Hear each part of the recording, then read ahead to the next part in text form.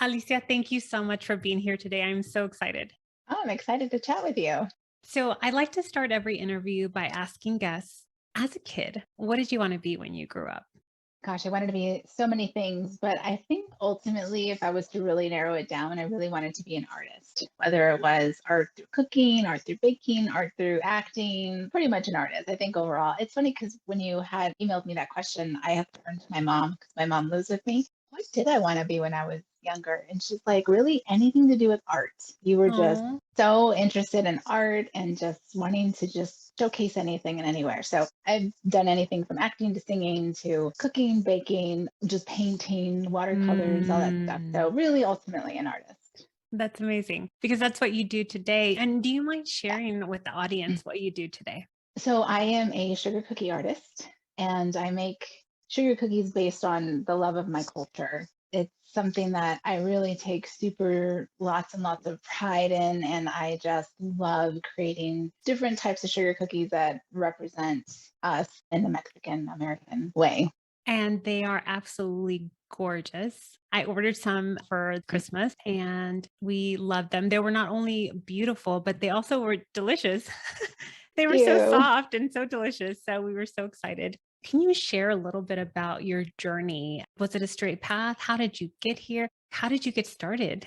So I've been baking with my mom and doing art since I was very little. About 8 years old, she pulled me in to do lots of cookies with her and cake, Ah, actually mostly cakes and candies, but we always did that for the holidays or family and friends, cakes for their birthdays, weddings, all that stuff. So we were the cake makers of the family. I guess I just always wanted to open up a cake shop. And that hmm. was always a thing that I loved. And all the art classes that my mom put me through, because my mom is actually an artist as well. So when she put me through art classes, we put a lot of that knowledge and design into our cakes. And so it was really fun to showcase these big works of art with me and my mom. My dad would often help us too. So it was just kind of like a family thing. So after I moved away to San Diego after in my 20s, I just started doing it on my own. And cakes continued with me. I did a lot of competitions. I was even on Food Network Cake Wars. Oh my God. And I That's and amazing. I won. Well, me and my team, I was on Little Honey Cakeries, her team, and we won. The second time we went, we got second place. So I kind of left it there and I told my friend Linda, I was like, okay, this is where I'm leaving the cake world to you. And I'm just going to Mm. continue on my journey with this cookie thing. And cookies have just really been so much easier for me to handle with my home life. It's fun and it's like little tiny works of art. And it's so much fun to make a bunch of little ones and see everyone's face and the nostalgia that it can bring to somebody. So Oh, that's for where I kind sure. of am right now. Yeah. Yeah. And I'm curious, what kind of artist was your mom? Was it through baking and cooking, or was it a different form? No, she actually did a lot of oil painting. She loved painting buildings and landscapes. So Uh-huh. that was her thing for the longest time, but she was mostly oil. But when I went into doing more art, she put me in a watercolor class and Mm. acrylic class. So there were two different mediums that she wasn't too familiar with. So I think it was nice for me to bring that home and for her to go, oh, okay, this is cool. So it was like this, I guess, bonding thing that was for me and my mom, aside from the baking, because we just did that anyway because we have a huge family. So Oh, was it always a case where you created your cookies or your cakes representing the Mexican American culture? When did that get started? I think that kind of got started in 2014 when I really decided to sit down and make cookies as a business. And that's when the cottage law came out. And I was like, yeah, I could do this. And I kind of went with the whole Disney aspect of fun kid cookies. And then my husband said, well, why don't you make something that you love? And it ended Mm. up being almost a birthday gift for myself. I made pan dulce cookies because I had never seen pan dulce cookies out there ever. And so I did that for myself for a birthday that year, and it just went viral on Wow. Instagram. And it was like, oh my gosh, everyone seems to like these. And now you always see Concha cookies out there, which is so nice. I see so many people really diving in, doing it their own way, making stencils, making molds. And it's like, oh my gosh, did I really start this fire? This is so cool. That's where I just stuck with Alicias. And my in laws actually are the ones who gave me the name Alicias because Ah. every time I went to their house, I always brought cupcakes, breads, any cookies, anything. And so they're like, oh, Alicias is here. So I kind of thought, well, that's kind of fun. I'm going to use that and I'm just going to go with it. And I told my husband, I'm just going to leave cakes behind. I'm just going to, Mm. cakes are going to be a thing of my past and I'm just going to stick with cookies. Mm. And was there any fear there as you started the business? Yeah. Oh Do you gosh, mind? yes. So much fear because you don't know if this is going to be good. You don't know if someone's going to try and sue you because it didn't Yeah. look right or I got Yeah. sick. There's so much fear because you want to do it right. And so I Yeah. think it was so confusing when the cottage law came out And what is in that different cottage states. law? So basically, it's in California, we have the ability to sell home baked goods. And Okay. it's very, very particular about what type of baked goods you can cook from home. So, because most stuff actually needs to be done in a commercial kitchen, but the California state had allowed people to make jams, breads, cookies, cake from Mm. home. And it was such a great opportunity when they would tell you that your home kitchen is good enough to do this out of. And so I took pride in it and I really wanted to make sure I was doing it right and getting everything. So that was a little confusing and daunting, Mm. scary. And after the first few years, I was like, you know what? I need to go further. And I got myself an LLC. And as scary as that stuff is, it's so worth it in the end because you feel Mm. so official. You feel, okay, I'm getting my ducks in a row. I'm going to do this. But yes, the initial is completely scary.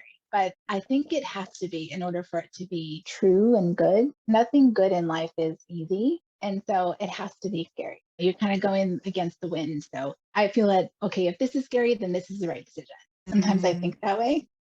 If you hadn't done that, what was the other option? Or was this, I have to do this? Some people are like, I got to go get this traditional desk job, but my dream is cookies. What was your thinking through this? Well, ever since I was about 13, I've always had a desk job. I grew up in the Silicon Valley, so I was always like cubicle life. That was me.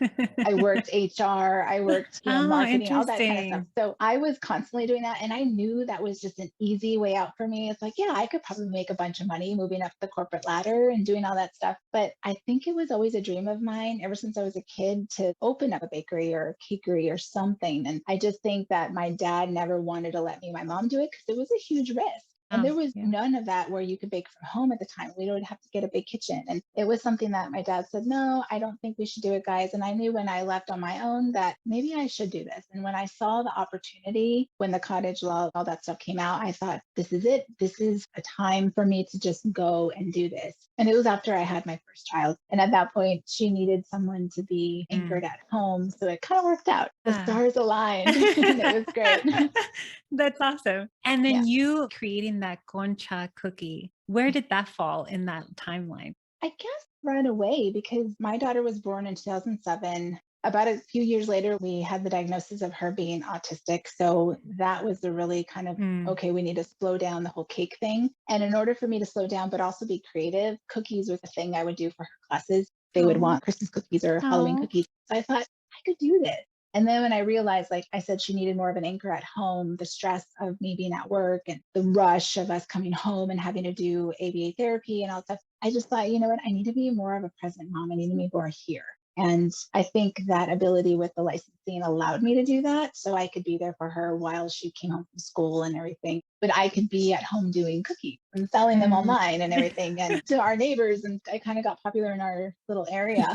So I was like, yay, this is so cool. So it was nice to be able to do something like that. It was a lot of work, but completely worth it. I would go back and do it again. I hear this as a coach with clients and then just audience members from the podcast, people wanting to do work that excites them. Maybe they're moms who are wanting to spend more time with kids, but also want to have a sense of, in addition to the purpose of obviously being a mom, but like have that outlet for their work. And it sounds like you were able to find that I in the. was. And also talking my husband into it because he is somewhat of a risk taker, but he's also a kind of a guy that wants to keep us secure and safe. And so he was like, well, can we do this? So I immediately started writing up a list of our budget and well, if I stop Mm, working, because we're saving money from daycare, we're saving money mm, from, even having them go to public school is expensive, even though you're not paying a tuition. I mean, you're mm. still donating to the teacher and you got to buy them school supplies, you got to buy them clothes. Yeah. And like, there's so much that goes into it. Even like, oh, I even factored in field trips because she took at least 3 or 4 field trips a Mm, year. And it was like lunches. And so I felt like I made my case to my husband and I said, look at how much money we would mm. either be saving or it all makes sense in the end, as long as I keep pushing myself to be the person that I want to be and make the money I want to make. I think he said, all right, let's do it. And I've never looked back. It's been 7 years and it's Wow. just so exciting to see that. Even some of my old coworkers that I worked at before still follow me online and say, oh my gosh, you did it. I remember you were so scared. And like, they see me on TV and they're just like, We Oh did it. my So God. That's so it's amazing. the gratification of just, yeah, hard work. It just pays off. It really does. And consistency and to Yeah. keep going. Yes, that's been well, I mean, that is challenging too. As my girls are getting older, as we continued on this journey, I decided to homeschool them because it was just easier for them. It was less stress. And my little one just really took to it really quickly. So we do a lot of natural learning, a lot of learning through Mm, art. And mm. I kind of want to push that with them too. Like, "Hey, you also can be an artist." And both of them are amazing artists. I'm just so excited and proud that maybe then they can go forward with their own version of art for themselves. One of the conversations that I have too sometimes with clients is like moms sometimes feeling a lot of guilt.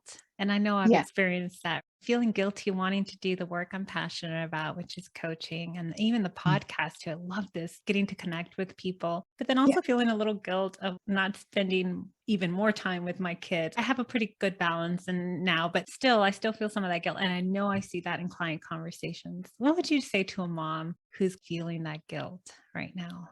What I've learned through my whole healing journey that I've been working on since I left home is you have to learn how to take care of yourself. Because if you're not happy, your kids are not going to be happy. They feel it. They feel it when I'm stressed. They are stressed. And I'm like, all right, I have to go calm myself down, take a moment, and even go on a walk around the corner and gather myself, ground myself. And when I come back, and I'm happy, even if I'm working, they're happy. They'll find something to do. And I think that's the thing. It's like we have to take care of ourselves in order to take care of our families. And I Mm, think that becomes a stronger one because if you push yourself so much because of the guilt and you're just like, well, I don't deserve that. I need to push myself with more time with my kids. It just turns into a ball of chaos.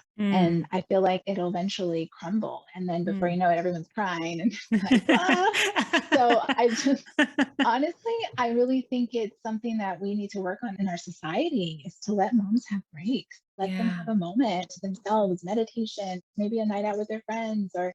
something just to gather themselves and ground. Then your kids, I've noticed that my kids start to do this too. I even see my little daughter sitting there and closing her eyes and going, doing like these exercises. And it's like, that's so good. I guess So I've really been good. pushing that on her because she sees me doing that. Mm, And when she's really stressed, that's what she does. I'm loving that I'm able to give my kids those kinds of tools to not feel guilty for taking care of themselves. mm. And what do you do to take care of yourself? So someone's listening and who's like, I want to start taking care of myself. I guess this is top of mind because I've had a couple conversations lately. Yeah. And what seems to come through is you seem to have a balance. You tell me if that sounds true to you, but like there seems to be a balance of joy and purpose and motherhood. Um, Maybe not perfect. There seems yeah, to be no. some. So yeah.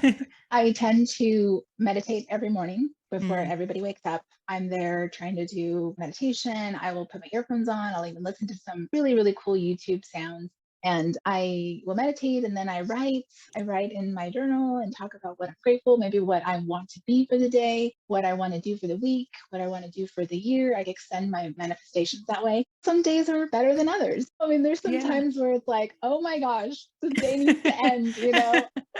The other day I was crying all day long and I had to really just get myself together because there are days where I completely fell apart. But I really think that me and my daughters are on this journey together of balancing ourselves with good and bad. And yes, everyone has bad thoughts and angry thoughts. And I keep telling my kids, hey, that's okay to have those thoughts. It's just a matter of you balance it with some good. That's what the yin and yang is about. That's what those Mm. Libra scales are about is you need to balance yourself so that way you understand you're going to be wrong a good amount of time. You're going to be right a good amount of time. But if you can't accept them, then you're never going to be happy.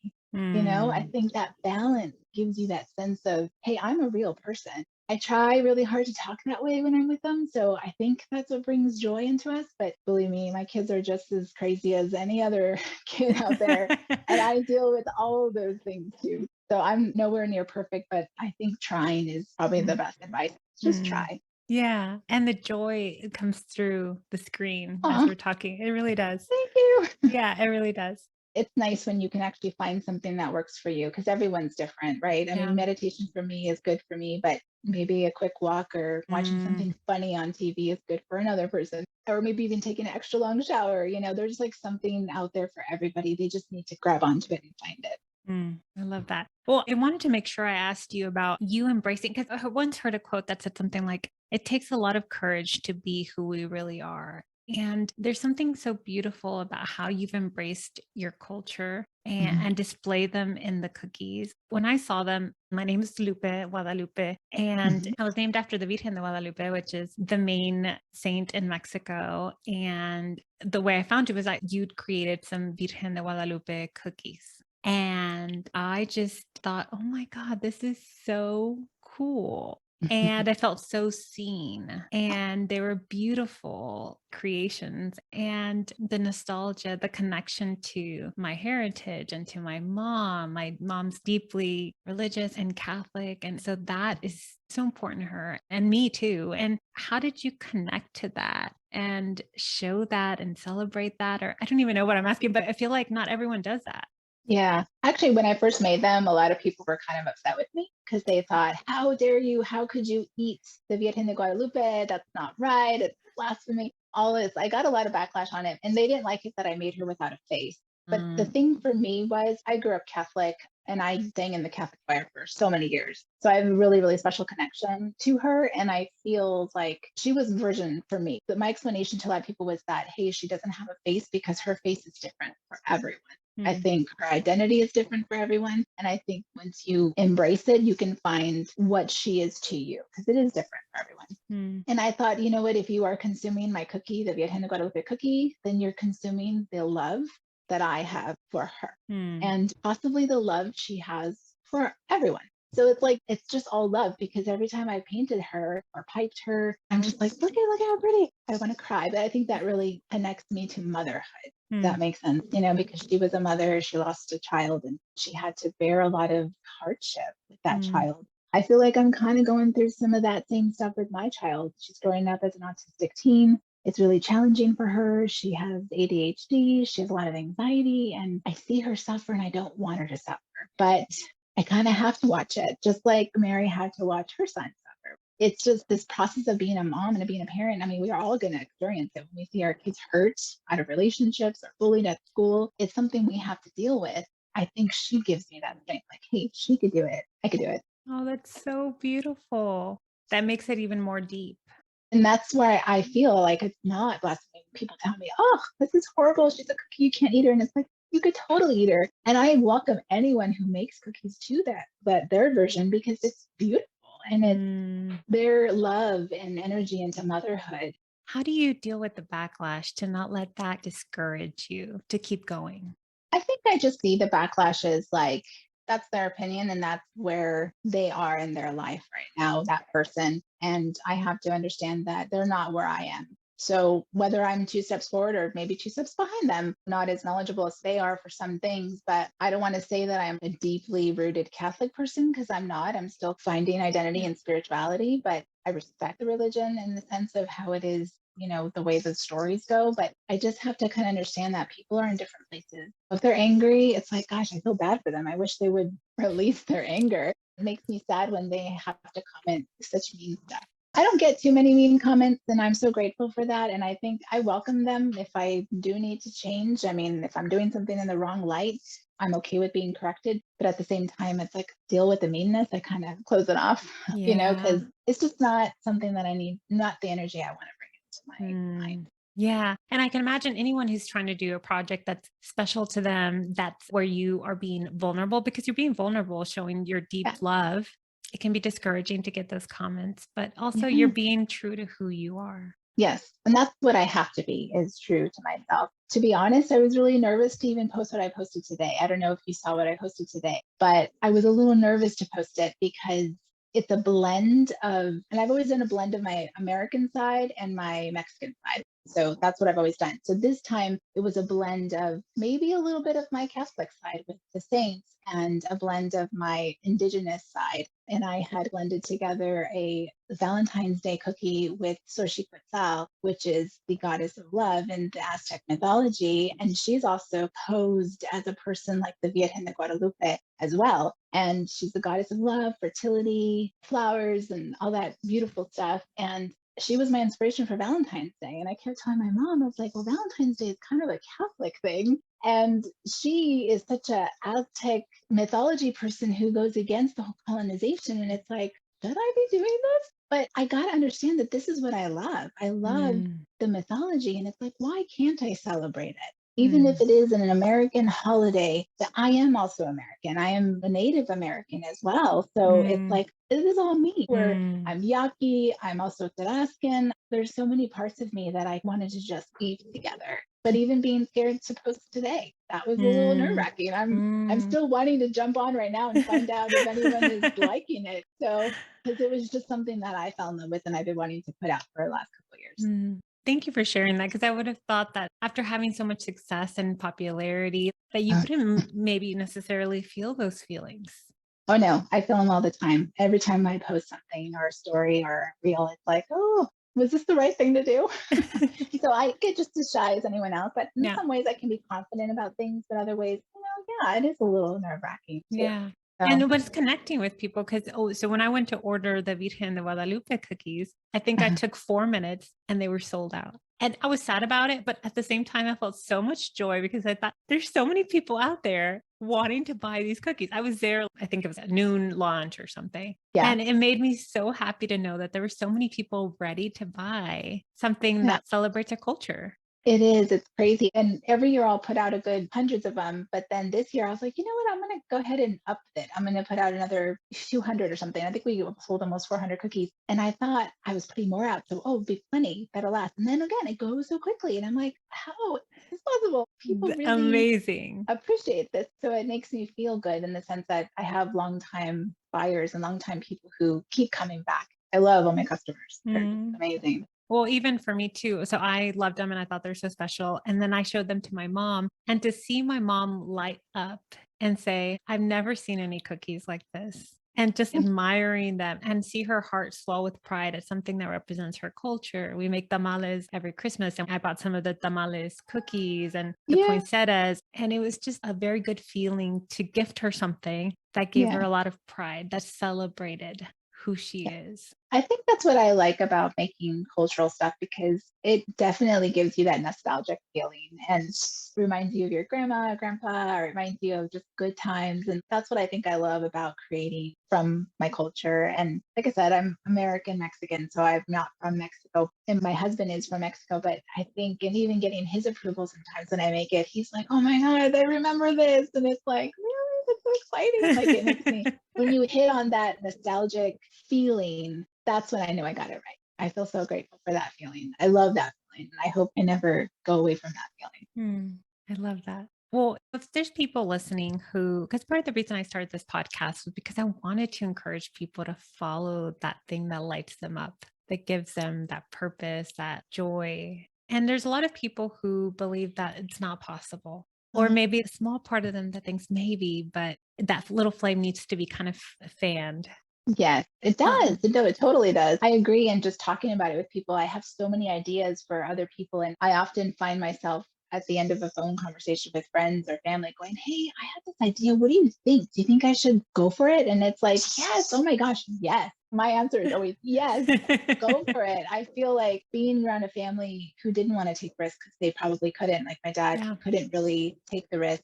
I was so itching to take the risk.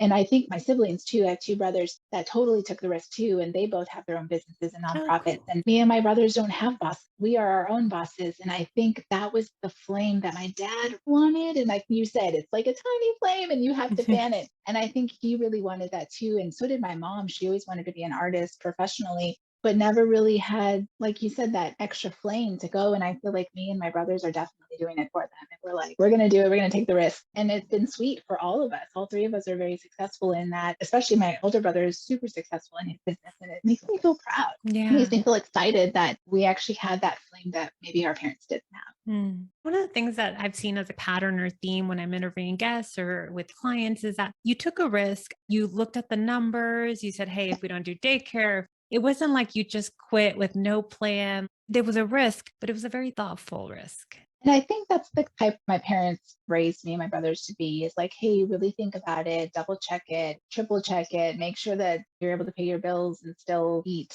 you know? Yeah. So I think that that is definitely something that I would recommend, is to always calculate everything. I'm a Virgo, so I'm constantly organized in my brain. I'm like always with charts and data. So I'm constantly looking at my numbers and making sure that we are at okay. And there's times where I got to pull back and say, hey guys, I didn't do a pop up, or I didn't go anywhere, especially during the pandemic. I wasn't really doing any work. So I kind of had to hold back and be more thrifty with stuff Mm. that we were doing, and at home more, not eating out as much. And Mhm. I'm kind of explaining to my kids, these are the kind of things you gotta pull back, you have to. So one time Mm. will come again. It's just right now it's not the time, especially during the pandemic. Challenging. Yeah. And yeah, how was the pandemic for you? Was it a roller coaster in terms of the business? Yeah, absolutely. Because I can't really go out and the local pop-ups in certain stores. Like Mm. when I would partner with different people, I can't do that. I know some people have been doing that, but I have immunocompromised people in my home, so I don't want to purposely go out there and do that. I know in some cases it can be safe with masks, but I've just chosen to stay home and just Mhm. kind of not do that right now. And that's been hurting the business a little bit, but it's slow going. But I know I'm going to bump it back up. I'm really hoping that we can get out again this summer and go and do that. I'd love to get out and see the community. I miss that. I love seeing the community and Mm. actually talking with them.